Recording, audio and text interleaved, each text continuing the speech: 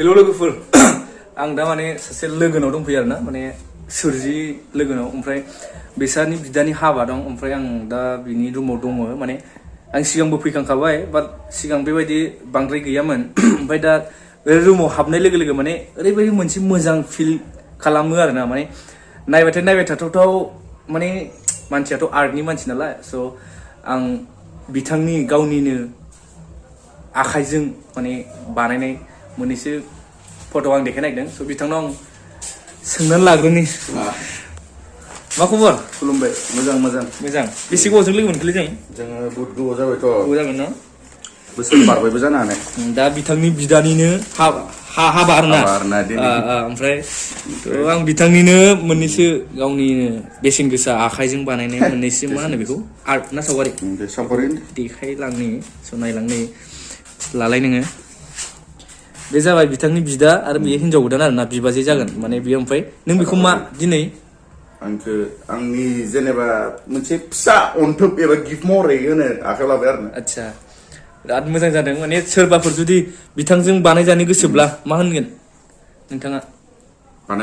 बानायनो हरनो हागोन माने इन्सटाग्राम दं आरो ना सोरजिखुंगुरु इन्सटाग्रामाव मेसेज खालामबानो जाबाय जायनो नाङो आदसा लोगो मोनगोन होनबा ना माबायावनो इन्स्टायावनो लोगो मोनगोन बांसिन खामानियानो आं माने इन्स्टानिफ्राय मावो आरो ना आदसा फल'वार्सआ बुरजायै दं खोमा ना एसेबां गैया गैनायालाय 2,500 दं आरो दासो एसेबां थांदो एसेबां गैयामोन माने बेफोरबायदि आर्टवर्कनि थाखाय रिल्स बायदिसिना होनानैनो एसे ग्र' जाबाय आरो ना बाङायमोन होमबा आं नोंनि मोननैसो बानायनायखौ देखायलांसै आदसा बिसोर आं ओरैनो बानायनायमोनलै आदसा बरिया नायलांलाय नोंथांमोना बेफोर ओरैनो स्टाडिनि थाखाय बेथ' एसे गोबाव जाबाय ना बानायनाया गोबाव जाबाय आं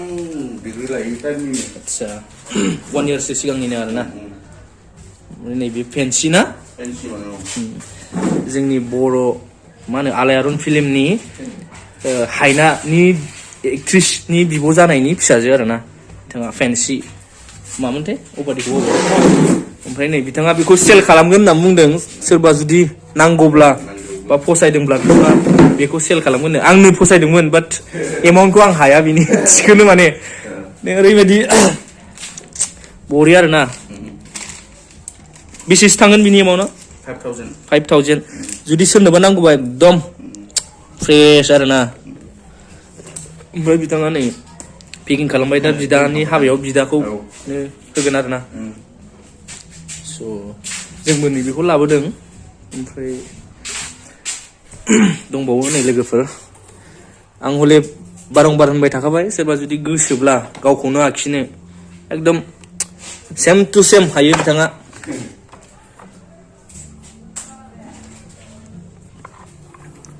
माने दा गावो रुमा बेबायदि अबस्था जानानै दं आरोना माने दाखोर जानानै दं माने बिथाङा बे रुमाव थाथ'वा न'आव थानाय जाया थाथ'वा माने थाथ'ला बेसेसो इयार्स थागोन आउटआव 3 4 इयार्स जायोना आदसा मायाव थायो नों दा आं क'क्राझाराव सभा Brahma fine art and music college दा बोसोरसे थांबाय डिग्रि लागासिनो आरो ना दा 4 सेम मोनबाय औ आदसा अब्ला 4 सेम दंबावो नैबे बिथाङा गावनिनो मेन वालावनो बानायदों आरोना सोरजि हायोबा आंबो बानायनायलै माने ओरैबायदि ना आं बेखौ सिगां फट'खौ नुखांबाय बिराद मोजां नुयो आरोना नायलाय जुदि नोंथांमोनाबो सोरबा गावनि न'नि वालावनो जुदि बेबायदि आखि होनोब्ला कन्टेक्ट खालामनो हागोन आं कन्टेक्ट नाम्बारखौ नोंथांमोना कमेन्ट खालामबानो मोनखागोन एक्सुवेलि बेनाव मा होनो इन्स्टा दंखायो नालाय थ' नैबेखौ नायदो बेखौलाय फानगोन ना फाना बेखौ फाना बियो आंनि स्टाडिनि थाखायमोन खिन्थु एसेबां मोजां जायाखै आरोना बेयो आदसा जिखुनु बिराद मोजां मोनोलै बेफोर फ्रेश माबाफोरखौ नुबा आरो नायबाव नै आवगोलनिबाबो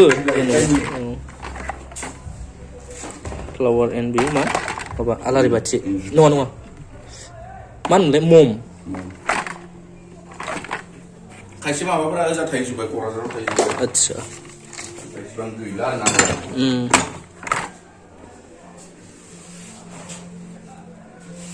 बुंनो नाङा आरोना क'क्राझाराव ओरैबायदि दं होनबाथ' ना आदसा बिथांनि दानि स्टाडि टेबोला गैला ओइचएस टाइमाव ओरैबायदि जथाब फरायोमोन आरोना आदसा जिखुनु नै इखौ सोरनोबा नांगौबा कन्टेक्ट खालाम डिसकाउन्ट होगोन खोमा एसेसो जाहैगोन औ सोरनोबा जुदि नांगौबा औ लांथारोब्ला एसेबाबो डिसकाउन्टआव जागोन आरोना चलो